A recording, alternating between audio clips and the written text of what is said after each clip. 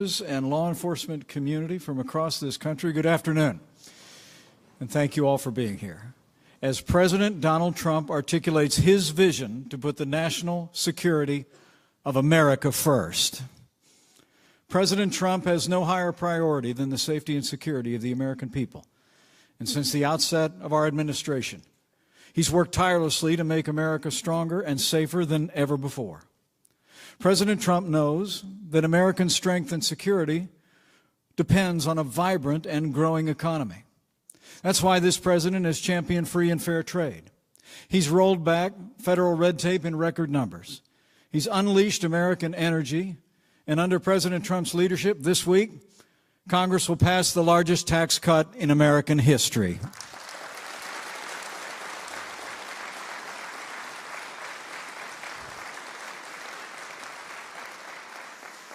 But to ensure the safety and security of the American people, our president has been working tirelessly from the first day of this administration, defending our borders, enforcing our laws, removing dangerous illegal criminals from our streets. And illegal crossings at our southern border are already down by more than 50%. Under President Trump's leadership, we're also rebuilding our military and making the strongest fighting force in history stronger still. The president has already signed the largest increase in defense spending in nearly a decade. And just last week, President Donald Trump signed into law one of the largest investments in our national defense since the days of Ronald Reagan.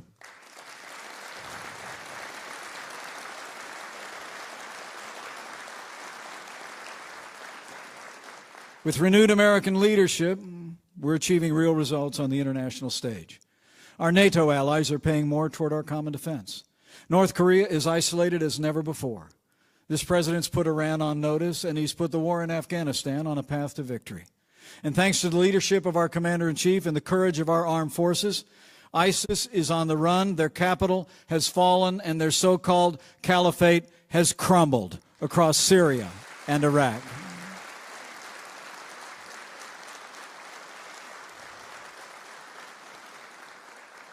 In less than a year, President Trump has made enormous progress to promote peace through American strength. And today, President Trump will take another crucial step to ensure the safety and security of our country far into the future, as he announces to the American people and to our allies and adversaries across the wider world a national security strategy that puts America first. So with gratitude for his unwavering commitment to make America safe again, it is now my high honor and distinct privilege to introduce to you the 45th President of the United States of America, President Donald Trump.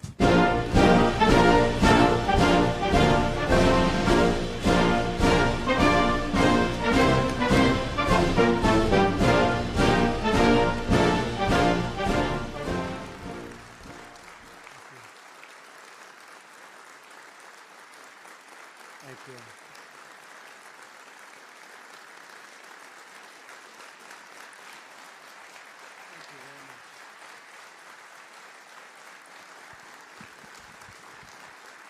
Thank you very much. Thank you, please. I want to thank Vice President Pence, along with the many members of my cabinet here with us today. I also want to thank all of the dedicated professionals, military, civilian, and law enforcement, who devote their lives to serving our nation.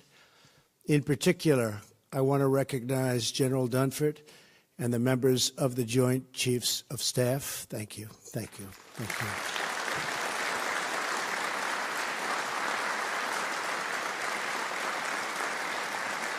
you. In addition, we are honored to be joined by House Majority Leader Kevin McCarthy, Homeland Security Chairman Mike McCall, and Senate Majority Whip John Cornyn. Thank you very much. Thank you for being here. Thank you. Thank you. Let me begin by expressing our deepest sympathies and most heartfelt prayers for the victims of the train derailment in Washington State. We are closely monitoring the situation and coordinating with local authorities. It is all the more reason why we must start immediately fixing the infrastructure of the United States.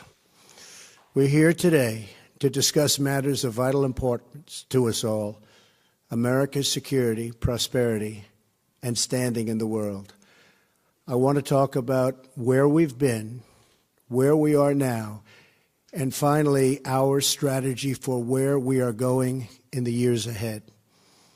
Over the past 11 months, I have traveled tens of thousands of miles to visit 13 countries. I have met with more than 100 world leaders.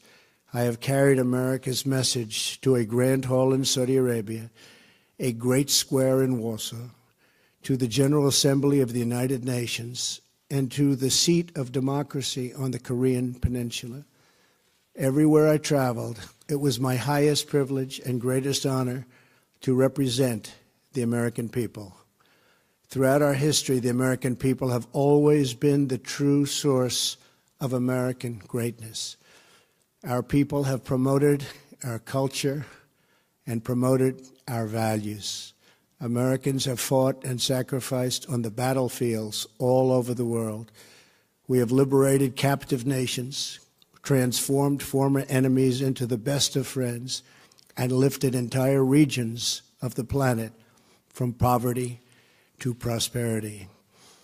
Because of our people, America has been among the greatest forces for peace and justice in the history of the world. The American people are generous. You are determined, you are brave, you are strong, and you are wise. When the American people speak, all of us should listen. And just over 1 year ago, you spoke loud and you spoke clear. On November 8th, 2016, you voted to make America great again.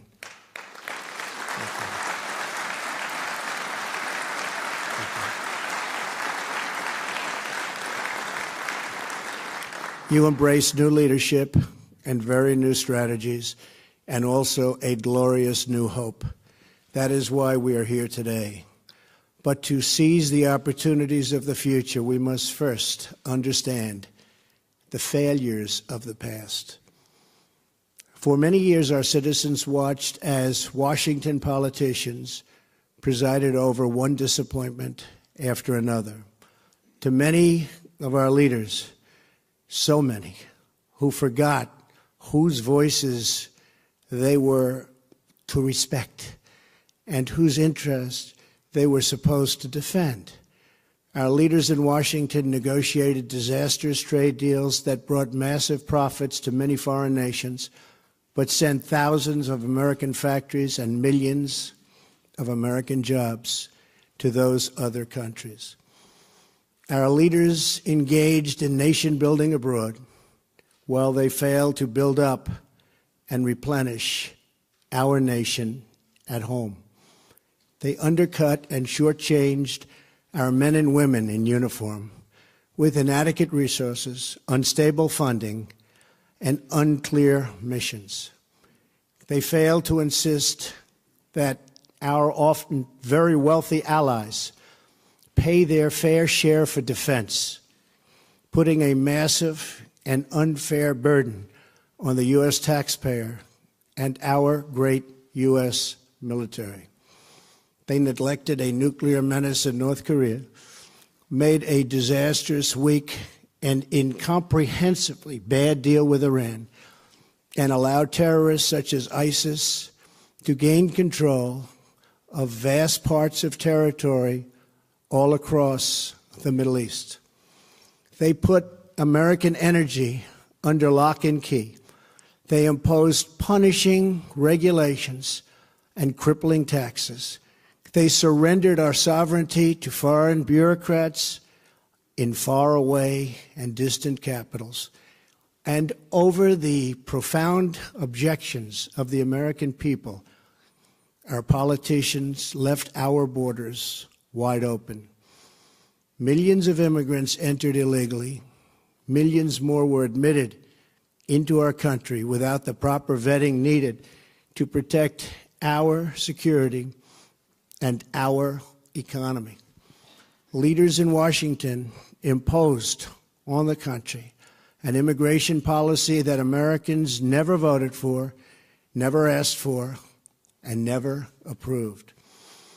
a policy where the wrong people are allowed into our country and the right people are rejected. American citizens, as usual, have been left to bear the cost and to pick up the tab. On top of everything else, our leaders drifted from American principles. They lost sight of America's destiny, and they lost their belief in American greatness.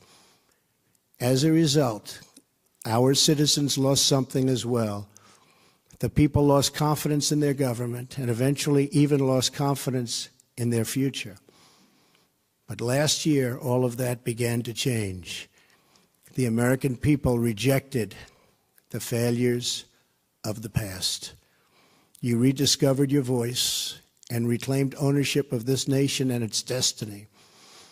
On January 20th, 2017, I stood on the steps of the Capitol to herald the day the people became the rulers of their nation again.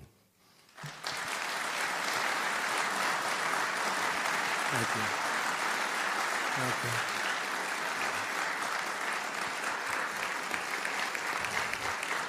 Thank you. Now, less than 1 year later, I am proud to report that the entire world has heard the news and has already seen the signs. America is coming back, and America is coming back strong. Upon my inauguration, I announced that the United States would return to a simple principle. The first duty of our government is to serve its citizens, many of whom have been forgotten. But they are not forgotten anymore. With every decision and every action, we are now putting America first. We are rebuilding our nation, our confidence, and our standing in the world. We have moved swiftly to confront our challenges, and we have confronted them head on. We are once again investing in our defense, almost $700 billion, a record this coming year. We are demanding extraordinary strength, which will hopefully lead to long and extraordinary peace. We are giving our courageous military men and women the support they need and so dearly deserve. We have withdrawn the United States from job-killing deals such as the Trans-Pacific Partnership and the very expensive and unfair Paris Climate Accord. And on our trip to Asia last month, I announced that we will no longer tolerate trading abuse. We have established strict new vetting procedures to keep terrorists out of the United States, and our vetting is getting tougher each month. To counter Iran and block its path to a nuclear weapon, I sanctioned the Islamic Revolutionary Guard Corps for its support of terrorism, and I declined to certify the Iran deal to Congress. Following my trip to the Middle East, the Gulf states and other Muslim-majority nations joined together to fight radical Islamist ideology and terrorist financing. We have dealt ISIS one devastating defeat after another. The coalition to defeat ISIS has now recaptured almost 100% of the land once held by these terrorists in Iraq and in Syria. Great job. Great job. Really good. Really good. Thank you. Thank you. We have a great military. We're now chasing them wherever they flee, and we will not let them into the United States. In Afghanistan, our troops are no longer undermined by artificial timelines, and we no longer tell our enemies of our plans. We are beginning to see results on the battlefield, and we have made clear to Pakistan that while we desire continued partnership, we must see decisive action against terrorist groups operating on their territory. And we make massive payments every year to Pakistan. They have to help. Our efforts to strengthen The NATO alliance set the stage for significant increases in member contributions, with tens of billions of dollars more pouring in, because I would not allow member states to be delinquent in the payment while we guarantee their safety and are willing to fight wars for them. We have made clear that countries that are immensely wealthy should reimburse the United States for the cost of defending them. This is a major departure from the past, but a fair and necessary one. Necessary for our country, necessary for our taxpayer, necessary for our own thought process. Our campaign of maximum pressure on the North Korean regime has resulted in the toughest ever sanctions.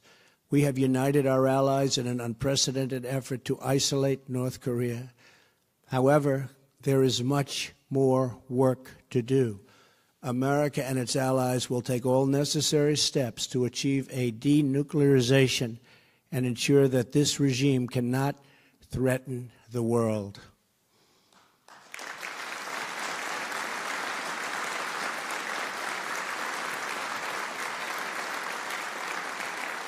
Thank you. This situation should have been taken care of long before I got into office, when it was much easier to handle. But it will be taken care of. We have no choice. At home, we are keeping our promises and liberating the American economy.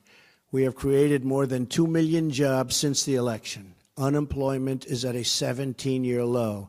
The stock market is at an all-time high, and just a little while ago hit yet another all-time high, the 85th time since my election.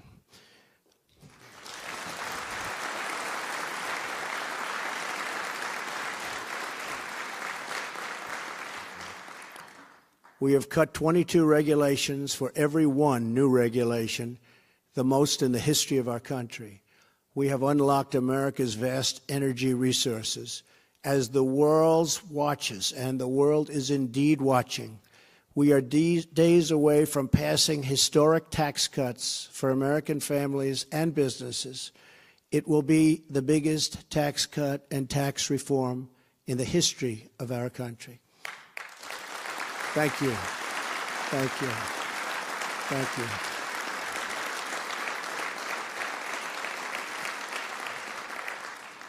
And we are seeing the response we fully expected.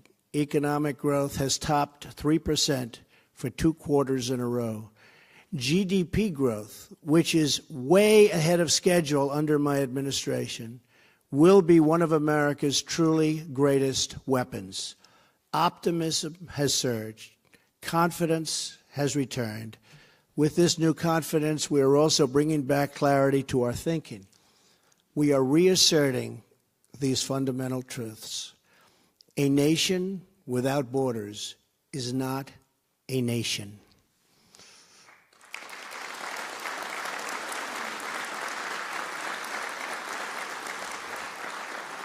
A nation that does not protect prosperity at home cannot protect its interests abroad. A nation that is not prepared to win a war is a nation not capable of preventing a war. A nation that is not proud of its history cannot be confident in its future. And a nation that is not certain of its values cannot summon the will to defend them. Today, grounded in these truths, we are presenting to the world our new national security strategy.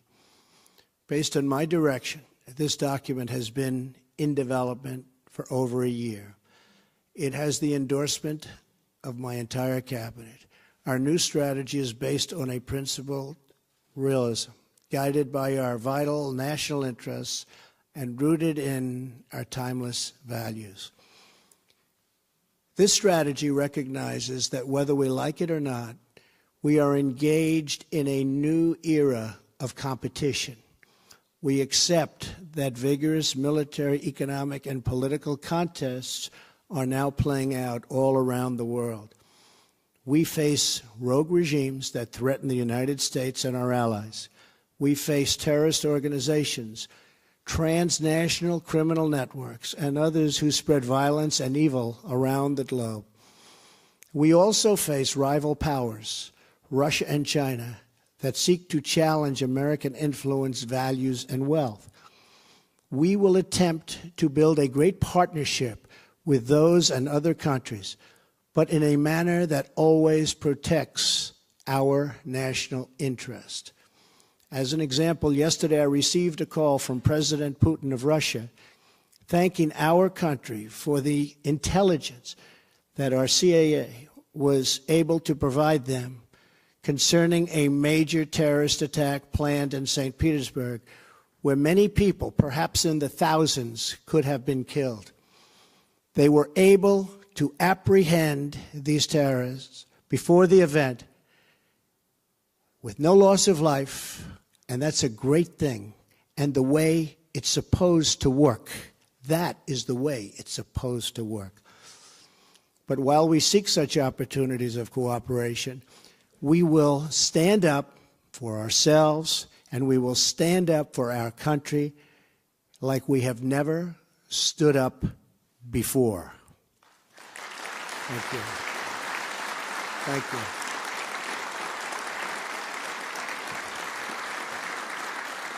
Thank you. We know that American success is not a foregone conclusion. It must be earned and it must be won. Our rivals are tough. They're tenacious and committed to the long term, but so are we. To succeed, we must integrate every dimension of our national strength, and we must compete with every instrument of our national power.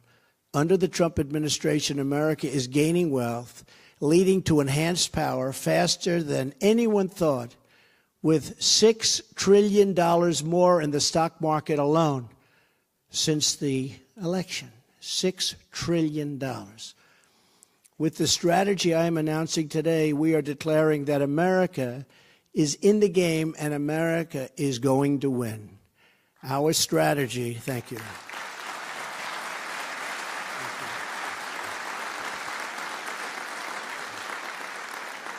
Our strategy advances four vital national interests. First, we must protect the American people, the homeland, and our great American way of life.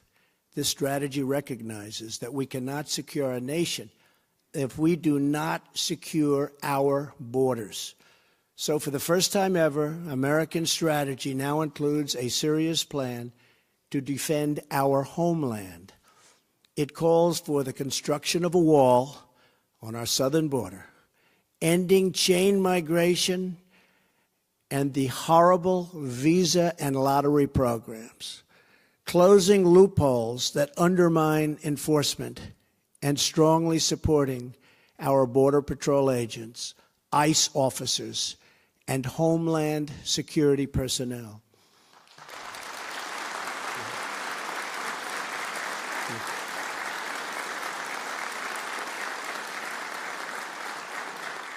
In addition, our strategy calls for us to confront, discredit, and defeat radical Islamic terrorism and ideology, and to prevent it from spreading into the United States.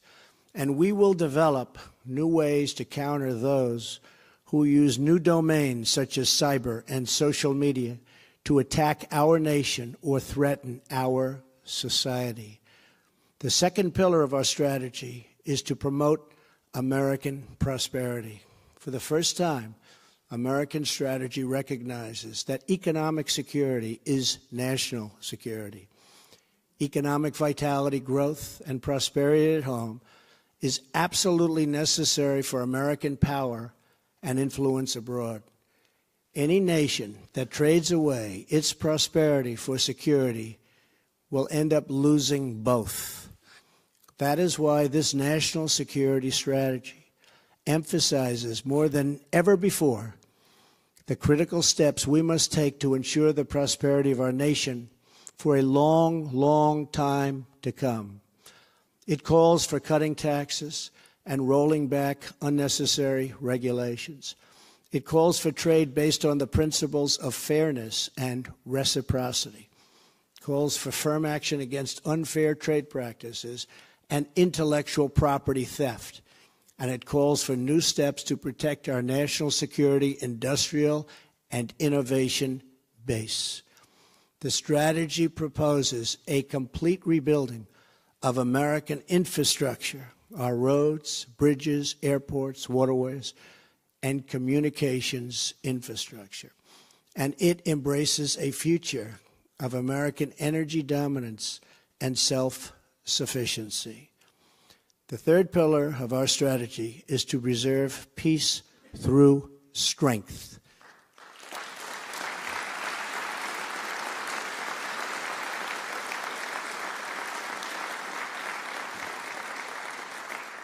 We recognize that weakness is the surest path to conflict, and unrivaled power is the most certain means of defense.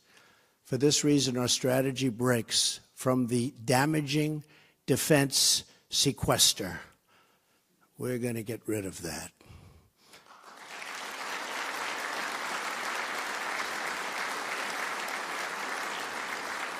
It calls for a total modernization of our military and reversing previous decisions to shrink our armed forces, even as threats to national security grew.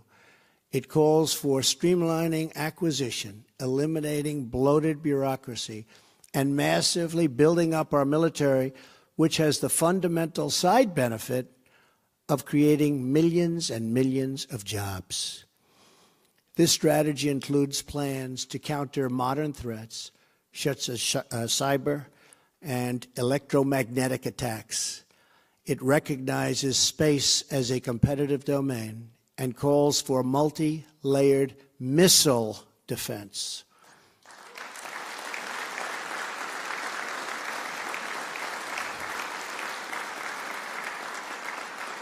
This strategy outlines important steps to address new forms of conflict, such as economic and political aggression. And our strategy emphasizes strengthening alliances to cope with these threats. It recognizes that our strength is magnified by allies who share principles and our principles and shoulder their fair share of responsibility for our common security. Fourth and finally, our strategy is to advance American influence in the world. But this begins with building up our wealth and power at home. America will lead again. We do not seek to impose our way of life on anyone, but we will champion the values without apology. We want strong alliances and partnerships based on cooperation and reciprocity. We will make new partnerships with those who share our goals and make common interests into a common cause. We will not allow inflexible ideology to become an obsolete and obstacle to peace. We will pursue the vision we have carried around the world over this past year, a vision of strong, sovereign, and independent nations that respect their citizens and respect their neighbors. Nations that thrive in commerce and cooperation, rooted in their histories and branching out toward their destinies. That is the future we wish for this world, and that is the future we seek in America. Thank you.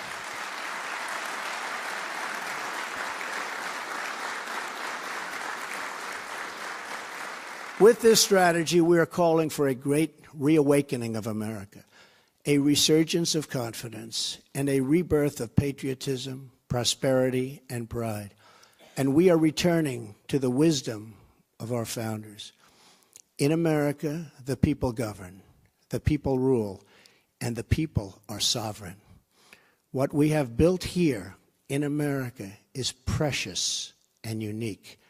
In all of history, never before has freedom reigned, the rule of law prevailed, and the people thrived as we have here for nearly 250 years. We must love and defend it. We must guard it with vigilance and spirit, and if necessary, like so many before us, with our very lives. And we declare that our will is renewed, our future is regained, and our dreams are restored. Every American has a role to play in this grand national effort. And today I invite every citizen to take their part in our vital mission. Together, our task is to strengthen our families, to build up our communities, to serve our citizens, and to celebrate American greatness as a shining example to the world.